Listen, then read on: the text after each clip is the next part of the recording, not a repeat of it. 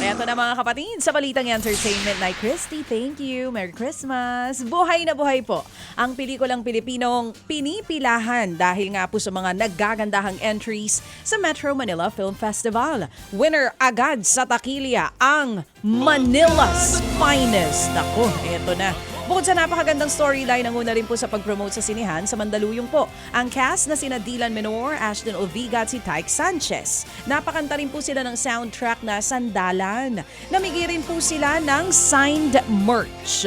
Effective ang paandar ng cast dahil halos sold out. Hindi lang sa physical booth, kundi sa online ticketing ang Manila's Finest. Approved din po sa mga nanood ang Manila's Finest at tungkol po sa grupo ng mga polis noong 60s. Nakakabilib din daw ang acting ni Piolo Pascual at kapatid star Cedric Juan. Hatid ng MQuest Ventures, Spring Films at Signal at napanood na po o napapanood na po sa mga sinihan nationwide ang pinakamabuluhan at napapanahong pelikula ngayong taon. Ito nga po ang pinakamakabuluhan. Makabuluhan. Ayan, pinakamabuluhan tuloy.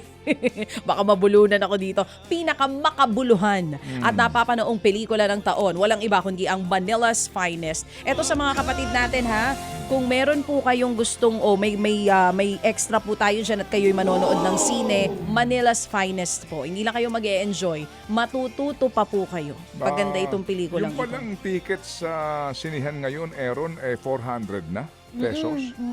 Oh, kasi ako'y nagulat doon sa sinasabi ng mga mga sentimiento ng mga netizens na yung iba gusto manood nga pero hindi daw makayanin. Kasi Malaki kung na dalawa eh. na kayo, 800 na. Mataas na nga. Pero si Direk Grace dito, okay na siya. Masaya Tama, si Direk Grace. Happy ka, Direk Grace. Oo. Buti na Kasi lang kung si Direk 400 Grace. nga naman ang isa, Malaki. medyo may kamahalan. Kung mabigat buong sa bulsa. pamilya, di libo ka agad yun. Mabigat sa bulsa. True. Ako'y nagulat ha, Same 400 tayo. piso na. Alam mo ba, panahon namin 5 piso lang yan eh. Oo, kami ni Mama Tess. Hindi ko natatanong kung kailan yun kasi Kasi grabe dati yung 5 natin, piso. pinag-iipunan ko yan. Pag, Colored na yun? Oo naman. Ay, sorry. Natanong lang kasi 5 may date pesos. kami dati ng mga nililigawan mo. Saan na yun? Sinihan ang pupuntahan nyo, 5 pesos. Santa Cruz? Saan na yun? Sa Maynila. Sa Maynila. Oo, sa Santa Malapit sa Cruz. Recto. Oo. Oo, sa Santa Cruz. Oo. Odeon Mall, yung binabanggit mo. Odeon. Odeon Cinema. Odeon Cinema. Yung kanto ng Recto sa Rizal Avenue. Oh, hindi, 5 piso lang ang bayad sa sinihan dati. Mura din ang Pero sine walang doon double yun isa lang yun. At saka dati-rati, pwede kang matulog buong araw. Correct. Pwede mong ulit-ulitin yung pelikula. Ngayon kasi pagtapos na, lalabas ka na, obligado Pipilitin ka kayo na. lumabas.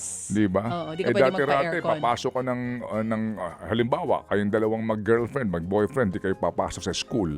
Pagbukas ng sinihan, pasok kayo kaagad.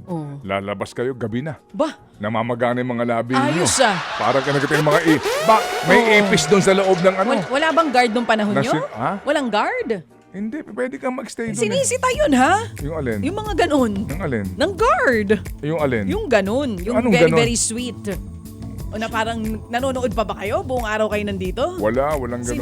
Sinisita. Aba, Walang ewan, guard nung nasita panahon ka nyo? ba? Ay, hindi Nasita ako ka ba? nasita. Hindi ako nasita. Oh. Oo. Magaling ako eh. Hindi ako nasita. Magaling ako. Oo. Pero 150 nung panahon namin ni na Erwin. 150. 150 pesos at inabot namin yung mula umaga hanggang gabi hindi kayo lalabas. Oo. Doon Diba? dati sa amin, sa Ormoc, napunta ako doon, maging sa Tacloban, 3 yung palabas. Triple showing, hindi double showing. Triple. 3 pelikula. Iba-iba. Oo naman, of course. 3 nga, triple nga. 5 pesos? Dati hindi lang. 2 piso lang yata, 150. Grabe Naalala ko. inflation. Oo. Magkano bigas nun? Ha? Kung 2 piso ang sine. Ha? Hindi Mura. nga. Anyway, sige, mahal na pala ng sinihan ngayon, ang sine ngayon. Totoo mahal. Opo. Kaya kahit gusto, nahirapan din talaga yung iba. Well, magpapaalam po naman daw sa pagbablog ang online personality na si Donalyn Bartolome.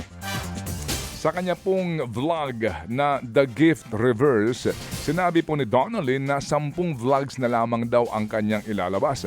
Hindi niya po sinabi kung bakit hindi na siya magba-vlog.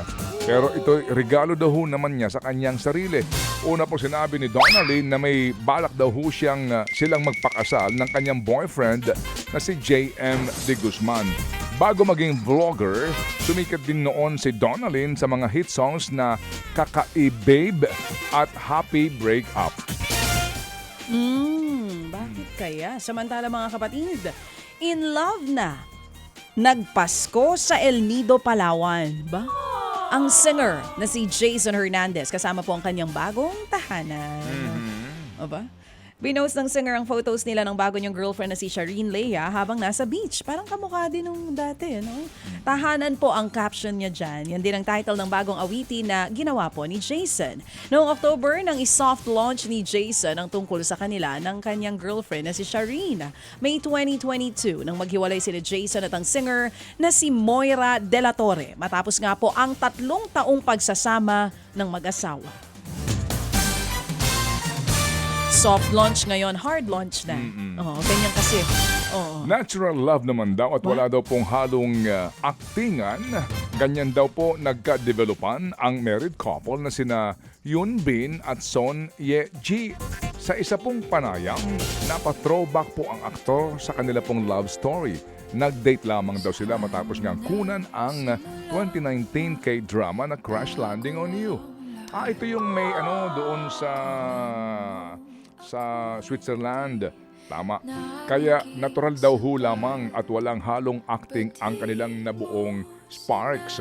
March 2022 nang ikasal sina Yoon Bin at Ye Jin. Ito yung pinuntahan natin, pati yung tulay na bakal. Oo nga, muntik mo ako itulak eh. Oo. Akala ko mahuhulog ako eh. Oo talaga. Oo. Sabi mo selfie tayo, tapos lalaglag mo ko dun.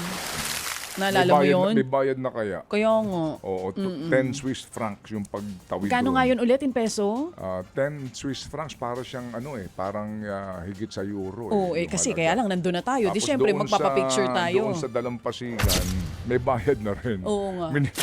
May nilagyan ng toll. Oo, sayang. Alam mo, dapat yan, habang kinukwento mo, that pinaflash mo yung picture natin dalawa. Oh, sige. Kaya andito. lang hindi kami magkasama. Kasi nga, tag-isa lang tayo nun eh. Picture ko, tas picture mo. Oo. Pakita mo yung picture mo kasi akong kumuha nun sa'yo. Kasi nung tayong dalawa na, muntik ako mahulog, kaya hindi na nakuhanan. Diba? Naalala Doon mo? nagpapiano. Oo, doon sa area na yon. Oo. O sige. Hanapin ko dito. Hanapin mo, i-flash natin mamaya. Yung mga lugar na napuntahan natin. O, sige. Sige. Kasi hindi nila nakikita yun dahil wala kang social media. O, at saka pag kami nagbabakasyon, offline tayo eh. Hindi natin pinupost yan. Yes. Diba? Opo. At saka yun, baby girl. Hindi yung galing sa proponents. Hello. Napaka-special nung Sobra. biyahe natin na iyon. O, bakit nga naging special? Oo. Bakit? Kasi nga, that time medyo chubby-chubby ka pa. Yung kasi ang gusto niya talaga, yung medyo may mga napipisil-pisil siya. Okay. Oo. O sige. Hanapin mo O sige, ito na muna. May regalo namang awitin si Sabrina Carpenter para sa kanyang fans. Nilabas na po ni Sabrina ang single na Such a Funny Way. Ay, gusto ko marinig. Tungkol po ito sa pagmamahal sa isang tao na hindi naman siya mahal. Ang sakit! Parte po ang kanta ng bago niyang album na Man's Best Friend. Nagpasalamat din si Sabrina sa kanyang fans na sumuporta sa kanya ngayong taong 2025. Mga kapatid, brothers and sisters, saan ka pa? Dito na tayo sa totoo. Dito na tayo sa True FM. Mga kapatid, mag-subscribe and follow po kayo sa social media accounts ng True Network PH. Yan po kami. Hanapin nyo lang True Network PH, Facebook, Instagram, YouTube, TikTok, and podcast. Mapa Apple or Spotify man yan, mahahanap nyo kami. Lahat ng mga napapanood at napapakinggan nyo po sa programa, nasa social media accounts namin yan. So, paano mga kapatid? See you sa social media!